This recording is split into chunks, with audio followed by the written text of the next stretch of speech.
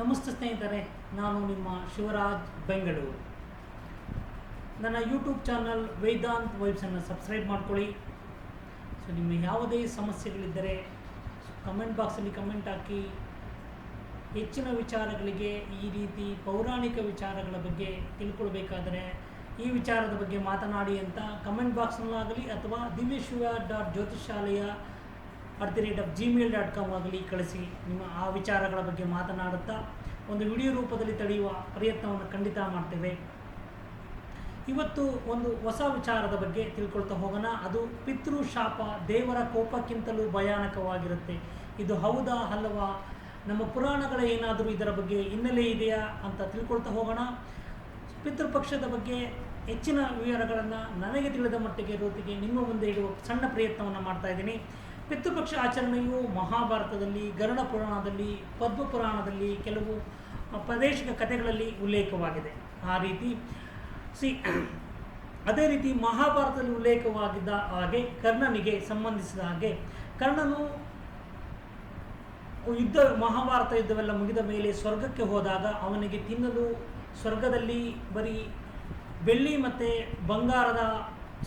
ಬಂಗಾರವನ್ನೇ ಕೊಡ್ತಾರೆ. ಅದಕ್ಕೆ ಆವಾಗ ಯಾಕೆ ನನಗೆ ತಿನ್ನಲು ಅನ್ನಲು ಸಿಗ್ತಾ ಇಲ್ಲ ಅಂತ ಕೇಳಿದಾಗ, ಸೊ ನೀನು ಭೂಲೋಕದಲ್ಲಿ ನಿಮ್ಮ ಪಿತೃಗಳಿಗಾಗಲಿ ಅಥವಾ ಇದರಲ್ಲಿ ಬರೀ ದಾನ ಧರ್ಮದ ರೂಪದಲ್ಲಿ ಚಿನ್ನ ಇವನ್ನೇ ದಾನಗಳನ್ನು ಮಾಡಿಲ್ಲ ಅಂದಾಗ, ಹಾಗಾದರೆ ನನಗೆ ಅನ್ನ ಬೇಕಾದರೆ ಏನು ಮಾಡಬೇಕು ಅಂತ ಕೇಳಿದಾಗ ಅವ್ರು ಹೇಳ್ತಾರೆ, 15 ದಿನಗಳು ಏನು ಪಿತೃಪಕ್ಷವಿದವೆಲ್ಲಪ್ಪ, ಈ 15 ದಿನಗಳು ಭೂಲೋಕಕ್ಕೆ ಹೋಗಿ ಅಲ್ಲಿ ಹೋಗಿ ನೀನು ಅನ್ನ ಸಮರ್ಪಣೆ ಅನ್ನದಾನವನ್ನು ಮಾಡಿ ಬಂದರೆ ನಿಮಗೆ ಸಿಗುತ್ತೆ ಅಂತಾರೆ. ಅದೇ ರೀತಿಯಾಗಿ ಕರ್ಣನು ಭೂಲೋಕಕ್ಕೆ ಬಂದು ಈ 15 ದಿನಗಳಲ್ಲಿ ಅನ್ನದಾನವನ್ನು ಮಾಡಿ ಮತ್ತು ಪಿತೃಗಳಿಗೆ ಎಲ್ಲವನ್ನು ಪಿತೃಗಳಿಗೆ ಸಮರ್ಪಣೆಯನ್ನು ಮಾಡಿ ಅವರಿಗೆ ಹೊಂದಿಸಿ ಮತ್ತೆ ಸ್ವರ್ಗಕ್ಕೆ ಹೋಗಿ ಅಲ್ಲಿ ಅನ್ನವು ಸಿಗುತ್ತೆ ಅನ್ನೋ ಒಂದು ಪ್ರತೀತಿ ಇದೆ. ಅದೇ ರೀತಿ ಮುಂದುವರೆದು ಹೋದರೆ ರಾಮಾಯಣದಲ್ಲೆಲ್ಲಾದರೂ ಉಲ್ಲೇಖವಿದೆ ಅಂತ ಹೇಳಿ ನೋಡ್ತಾ ಹೋದರೆ, ಸೀತೆಯನ್ನು ಕರೆದುಕೊಂಡು ಬರುವಾಗ ರಾವಣನ ಸೋಲಿಸಿ ಮತ್ತೆ ವಾಪಸ್ ಬರುವಾಗ ಗಯಾ ಕ್ಷೇತ್ರಕ್ಕೆ ಬಂದಾಗ ದಶರಥ ವಿಧಿವಶವಾಗಿರುವುದು ಗೊತ್ತಾಗುತ್ತೆ. ಈ ಸಮಯದಲ್ಲಿ ಅಲ್ಲಿರ್ತಾರೆ. ಅಲ್ಲಿ ಅವರು ದಶರಥರಿಗೆ ಪಿಂಡದಾನವನ್ನು ಮಾಡಬೇಕು ಅನ್ಕೋತಾರೆ. ಅಲ್ಲಿ ಯಾವುದೇ ಸಿದ್ಧತೆಗಳಿರದ ಕಾರಣ ಸಿದ್ಧತೆಗಳನ್ನು ಮಾಡಿಕೊಳ್ಳುವುದಕ್ಕೆ ರಾಮ ಲಕ್ಷ್ಮಣರು ಹೋಗಿರ್ತಾರೆ. ಆದರೆ ಆ ಸಮಯಕ್ಕೆ ಏನಪ್ಪ, ಹಿಂದಿನ ಕಾಲದಲ್ಲಿ ಒಂದು ಪ್ರತೀತಿ ಇರುತ್ತೆ, ನಮ್ಮ ಪೂರ್ವಜರು ಅವರೇ ಬಂದು ತಮ್ಮ ಕೈ ಮುಖಾಂತರ ಪಿಂಡವನ್ನು ತೆಗೆದುಕೊಳ್ಳುತ್ತಿದ್ದರು ಅನ್ನೋ ರಾಮಾಯಣದಲ್ಲಿ ಉಲ್ಲೇಖವಿದೆ. ಅದೇ ರೀತಿಯಾಗಿ ಪಿಂಡವನ್ನು ತೆಗೆದುಕೊಳ್ಳುವ ಸಮಯ ಬರುತ್ತೆ, ಸಮಯ ಹತ್ತಿರವಾಗ್ತಾ ಇರುತ್ತೆ. ಸೀತೆ ಅಲ್ಲಿ ಕೂತಿರ್ತಾರೆ, ಇವರಿಬ್ಬರು ಅದಕ್ಕೆ ರೆಡಿ ಮಾಡೋಕ್ಕೆ ಹೋಗಿರ್ತಾರೆ. ರಾಮ ಮತ್ತು ಲಕ್ಷ್ಮಣರು ಬರುವ ತಡವಾಗುತ್ತೆ. ಅದೇ ಸಮಯದಲ್ಲಿ ಏನು ಮಾಡ್ತಾರೆ, ದಶರಥರು ಬಂದಿರೋದ್ರ ಬಂದಾಗ ಏನು ಮಾಡ್ತಾರೆ ಅಂದರೆ, ಸೀತಾಮಾತೆ ಏನು ಮಾಡ್ತಾರೆ ಅಂದರೆ ಅವರೇ ಪಿಂಡವನ್ನು ರೆಡಿ ಮಾಡಿ ದಶರಥನಿಗೆ ಅರ್ಪಿಸಿ ಬಿಡ್ತಾರೆ. ಎಲ್ಲ ಮುಗಿಸಿಕೊಂಡು ದಶರಥರು ಬಂದು ತೆಗೆದುಕೊಂಡು ಹೊರಟೋಗ್ತಾರೆ ಪಿತೃಲೋಕಕ್ಕೆ. ಆಮೇಲೆ ರಾಮ ಲಕ್ಷ್ಮಣರು ಬಂದು ದಶರಥರನ್ನು ಕರೀತಾರೆ, ಬರಲ್ಲ. ಆಗ ಸೀತಮ್ಮ ಹೇಳ್ತಾರೆ, ಇಲ್ಲ ಆಲ್ರೆಡಿ ನಾನು ಪಿಂಡದಾನವನ್ನು ಮಾಡಿಬಿಟ್ಟೆ ಅಂತ ಹೇಳಿದಾಗ ಅದನ್ನು ನಿಮಗೆ ಸಾಕ್ಷಿ ಏನಾದರೂ ಇದೆಯಾ ಅಂತ ಕೇಳ್ತಾರೆ ರಾಮ ಲಕ್ಷ್ಮಣರು. ಸಾಕ್ಷಿ ಏನು ಇದ್ದಾರೆ ಅಂತ ಹೇಳಿದಾಗ ಅಲ್ಲಿನ ಬ್ರಾಹ್ಮಣರನ್ನು ಸಾಕ್ಷಿಯಾಗಿ ತಗೋತಾಳೆ. ಮತ್ತು ಅಲ್ಲಿನ ಒಂದು ಮಾವಿನ ಮರವನ್ನು ಸಾಕ್ಷಿಯಾಗಿ ತಗೋತಾರೆ, ಮತ್ತು ತುಳಸಿ ದೇವತೆಯನ್ನು ಸಾಕ್ಷಿಯಾಗಿ ತಗೋತಾರೆ, ಮತ್ತು ಗೋಮಾತೆಯನ್ನು ಸಾಕ್ಷಿಯಾಗಿ ತಗೋತಾರೆ.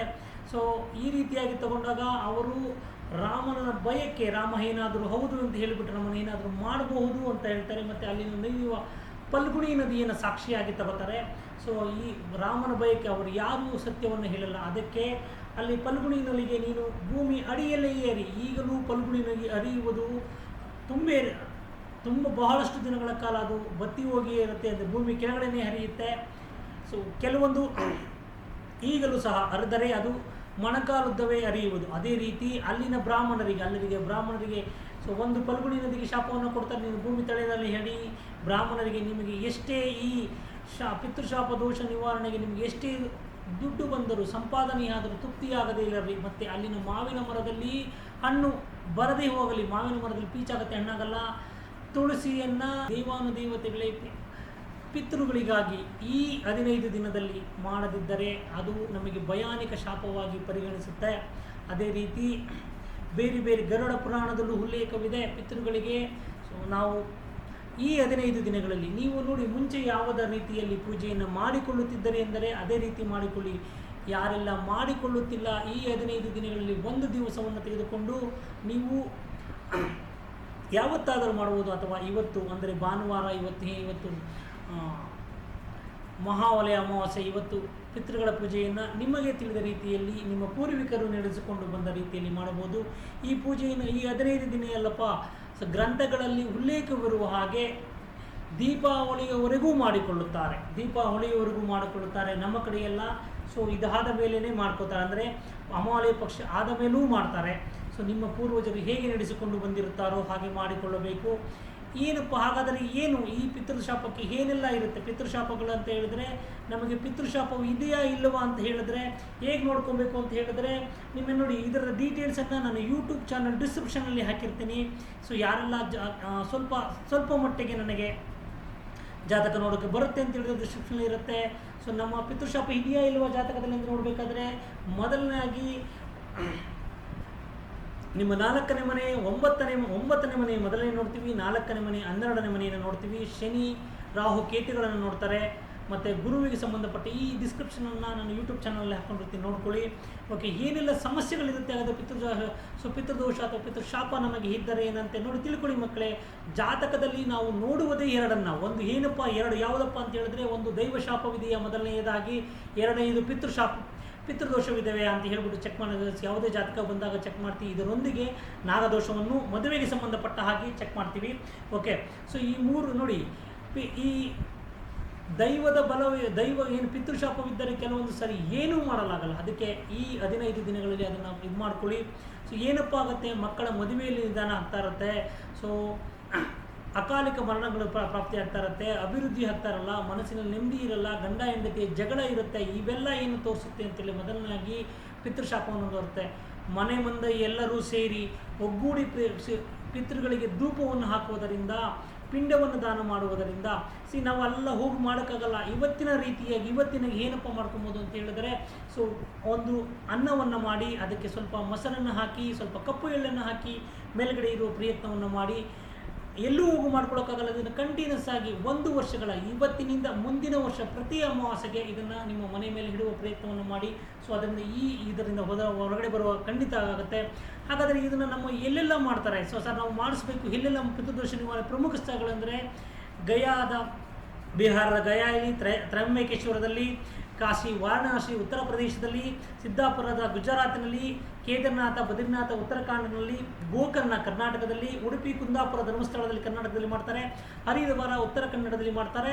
ಸೊ ಪ್ರಯಾಗ್ರಾಜ್ ಅಲಹಾಬಾದ್ ಉತ್ತರ ಪ್ರದೇಶದಲ್ಲಿ, ಮಹಾಬಲೇಶ್ವರದಲ್ಲಿ ಈ ಜಾಗಗಳಲ್ಲಿ ಪಿತೃದೋಷವನ್ನು, ನಾರಾಯಣ ಬಲಿಯನ್ನು ಮತ್ತು ವಿಧಿವಿಧಾನಗಳನ್ನು ಮಾಡ್ತಾರೆ. ಆದರೆ ಗಯಾ ಕ್ಷೇತ್ರದಲ್ಲಿ ಮಾಡುವ ಪಿತೃದೋಷಕ್ಕೆ ತುಂಬ ಬೆಲೆ ಇದೆ, ಅಂದರೆ ತುಂಬ ಇದೆ, ಅಲ್ಲಿ ತುಂಬ ಒಳ್ಳೆಯದು ಅಂತ ಹೇಳ್ತಾರೆ, ಗ್ರಂಥಗಳಲ್ಲಿದೆ. ಸೊ ಅಲ್ಲಿ ಹೋಗಿ ಮಾಡಿಸ್ಕೊಳ್ಳಿ, ತುಂಬ ಇದೆ, ನಿಮಗೆ ಪ್ರಾಬ್ಲಮ್ ಆಗ್ತಾ ಇದೆ ಅಂತ ಹೇಳಿದ್ರೆ ಇದಕ್ಕೆ ನೋಡಿಯಪ್ಪ. ಹಾಗಾದರೆ ಈಗ ನಾವು ಮನೆಯಲ್ಲಿ ಮಾಡ್ತಾ ಇದ್ದೀವಿ ಅಂತ ಹೇಳಿದ್ರೆ, ಒಂದು ಪಿತೃಗಾಯತ್ರಿ ಮಂತ್ರವಿದೆ. ಇದನ್ನು ಜಪಿಸಿ 11 ಸಾರಿ, 21 ಸಾರಿ, 1 ಮಂಡಲ 48 ಸಾರಿ ಅಥವಾ 108 ಸಾರಿ ಈ ಪಿತೃಗಾಯತ್ರಿ ಮಂತ್ರವನ್ನು ಬರೆಸೋದ್ರಿಂದ, ಸೊ ಪಿತೃಗಳಿಗೆ ಓಂ ಪಿತೃಭ್ಯೋ ವಿದ್ಯೋ ವಿದ್ಮಹೇ ಜಗತ್ಕಾರಣಾಯ ಧೀಮಹಿ ತನ್ನು ಪಿತೃ ಪ್ರಚೋದಯಾತ್. ಓಂ ಪಿತೃಭ್ಯೋ ವಿದ್ಯೋಮಹೇ ಜಗತ್ಕಾರಣಾಯ ಧೀಮಹಿ ತನ್ನು ಪಿತೃ ಪ್ರಚೋದಯಾತ್. ಇದನ್ನು ಸಹ ನನ್ನ ಡಿಸ್ಕ್ರಿಪ್ಷನಲ್ಲಿ ಹಾಕಿರ್ತೀನಿ. ಮತ್ತು ಏನೆಲ್ಲ ದೋಷಗಳಿರುತ್ತೆ, ಹೆಂಗೆ ಮಧ್ಯದಲ್ಲಿ ಅಕಾಲಿಕ ಮರಣಗಳೇನಾದರೆ ಅದನ್ನೂ ಸಹ ಯೂಟ್ಯೂಬ್ ಡಿಸ್ಕ್ರಿಪ್ಷನಲ್ಲಿ ಹಾಕಿರ್ತೀನಿ, ನೋಡ್ಕೊಳ್ಳಿಯಪ್ಪ ಅಂತ ಹೇಳ್ತೀನಿ. ಓಕೆ, ಸೊ ಈ ರೀತಿಯಾಗಿ ಪೂಜೆಯನ್ನು ಮಾಡ್ಕೊಳ್ಳಿ. ನಮ್ಮ ಸನಾತನ ಧರ್ಮದಲ್ಲಿ ಅಥವಾ ಪುರಾಣಗಳಲ್ಲಿ ಏನು ಉಲ್ಲೇಖ ಇದೆ ಅಂತ ತಿಳಿಸುವ ಸಣ್ಣ ಪ್ರಯತ್ನವನ್ನು ಮಾಡ್ತಿದ್ದೇನೆ. ಓಕೆ, ಹಾಗೆ ನಮ್ಮ ಚಾನಲನ್ನು ಸಬ್ಸ್ಕ್ರೈಬ್ ಮಾಡ್ಕೊಳ್ಳಿ. ನಿಮಗೆ ಜಾತಕ ಇರಲಿ ಇಲ್ಲದಿರಲಿ, ಯಾವುದೇ ಪ್ರಶ್ನೆ ಇರಲಿ, ಸೊ ನಮ್ಮನ್ನು ಒಂದ್ಸರಿ ಕನ್ಸಲ್ಟೇಷನ್ ಮಾಡಬೇಕಾಗಿದ್ದಲ್ಲಿ ಸ್ಕ್ರೀನ್ ಮೇಲೆ ಕಾಣುವ ನಂಬರ್ಗೆ ಕಾಲ್ ಮಾಡಿ. ಅಥವಾ ಇವತ್ತಿನಿಂದ ಒಂದು ಹೊಸ ವಿಚಾರವನ್ನು ತಂದಿದ್ದೀನಪ್ಪ. ಯಾರು ನನ್ನ ಚಾನಲನ್ನು ಸಬ್ಸ್ಕ್ರೈಬ್ ಮಾಡಿಕೊಂಡು ಶೇರ್ ಮಾಡ್ತಿರೋ ಅವರ ಒಂದು ಪ್ರಶ್ನೆಗೆ ಪರಿಹಾರವನ್ನು ಕೊಡುವ. ನೀವು ನನ್ನ ಯೂಟ್ಯೂಬ್ ಚಾನಲ್ನ ಸಬ್ಸ್ಕ್ರೈಬ್ ಮಾಡಿಕೊಂಡು ಅದನ್ನು ಶೇರ್ ಮಾಡಿದ್ದೀರಾ ಅಂತ ಹೇಳಿದ್ರೆ, ನಿಮ್ಮ ಒಂದು ಪ್ರಶ್ನೆಯನ್ನು ಆ ಜಿಮೇಲ್ಗಾಗಿ divishwa.jyotishalya@gmail.com ಸೊ ನಿಮ್ಮ ಡೀಟೇಲ್ಸನ್ನು ಕಳಿಸಿ ಒಂದು ಪ್ರಶ್ನೆಯನ್ನು ಕೇಳಿದರೆ ನನ್ನ ವಾಯ್ಸ್ ಮುಖಾಂತರ ನಿಮ್ಮ ಹೆಸರಿಗೆ ಅಥವಾ ವಾಟ್ಸಪ್ ನಂಬರ್ಗೆ ನಿಮ್ಮ ಡೀಟೇಲ್ಸನ್ನು ಹಾಕಿ ಕಳಿಸಿದ್ರೆ ಡೇಟ್ ಆಫ್ ಬರ್ತ್ ಇಲ್ಲ ಅಂತ ಹೇಳಿದ್ರೆ ನೀವು ಯಾವಾಗ ನನಗೆ ಕಳಿಸುತ್ತಿದ್ದೀರೋ ಅವತ್ತಿನ ಡೇಟ್ ಆಗಿನ ಸಮಯವನ್ನು ಹಾಕಿ ನಿಮ್ಮ ಹೆಸರು ಒಂದು ಪ್ರಶ್ನೆಯನ್ನು ನನ್ನ ವಾಟ್ಸಪ್ ನಂಬರ್ಗಾಗಲಿ ಅಥವಾ ಜಿಮೇಲ್ಗಾಗಿ ಕಳಿಸಿದ್ರೆ ಅದಕ್ಕೆ ಪರಿಹಾರವನ್ನು ವಾಯ್ಸ್ ರೂಪದಲ್ಲಿ ನಿಮಗೆ ವಾಪಸ್ ಕೊಡಿಸ್ಬೋದು. ಯಾರೆಲ್ಲ ಸಬ್ಸ್ಕ್ರೈಬ್ ಮಾಡ್ಕೋತೀರಾ, ಶೇರ್ ಮಾಡಿರ್ತೀರಾ, ಅವರಿಗೆ ಒಂದು ಪ್ರಶ್ನೆಗೆ ನಿಮ್ಮ ಸಮಸ್ಯೆಗೆ ಉತ್ತರವನ್ನು ಕೊಡುವ ಸಣ್ಣ ಪ್ರಯತ್ನವನ್ನು ಮಾಡಿರ್ತೀನಿ. ಹಾಗಾದರೆ ನನ್ನ ಚಾನಲ್ನ ಸಬ್ಸ್ಕ್ರೈಬ್ ಮಾಡ್ಕೊಳ್ಳಿ. Vedant vibes YouTube channel subscribe ಮಾಡ್ಕೊಳ್ಳಿ. ಸೊ ಇದೇ ರೀತಿ ಇನ್ನು ಹಲವಾರು ವಿಚಾರಗಳು, ನಿಮಗೆ ಯಾವುದೇ ವಿಚಾರಗಳನ್ನು ತಿಳ್ಕೋಬೇಕಾಗಿದ್ದರೆ, ಸೊ ಈ ವಿಚಾರದ ಬಗ್ಗೆ ಅಥವಾ ನಿಮ್ಮ ಊರಿನ ದೇವಸ್ಥಾನಗಳ ಪುರಾಣಗಳ ಬಗ್ಗೆ ಬೇಕಾಗಿದ್ದರೆ ಅದರ ವಿಶೇಷತೆಯನ್ನು ನನಗೆ ಕಳಿಸಿಕೊಟ್ರೆ ಖಂಡಿತವಾಗಿ ಈ ರೀತಿ ವಿಡಿಯೋ ರೂಪದಲ್ಲಿ ತಂದು ನಿಮ್ಮ ಮುಂದೆ ತರುವ ಸಣ್ಣ ಪ್ರಯತ್ನವನ್ನು ಮಾಡ್ತೀವಿ ಅಂತ ಹೇಳ್ತಾ, ಎಲ್ಲರಿಗೂ ಆ ಪಿತೃಗಳು ಆಶೀರ್ವದಿಸಲಿ ಅಂತ ಹೇಳ್ತಾ, ಸೊ ಸರ್ವೋಜನೋ ಸುಖಿನೋ ಭವಂತು ಅಂತ ಹೇಳ್ತಾ ಎಲ್ಲರಿಗೂ ಮಂಗಳವಾಗಲಿ. ಧನ್ಯವಾದಗಳು.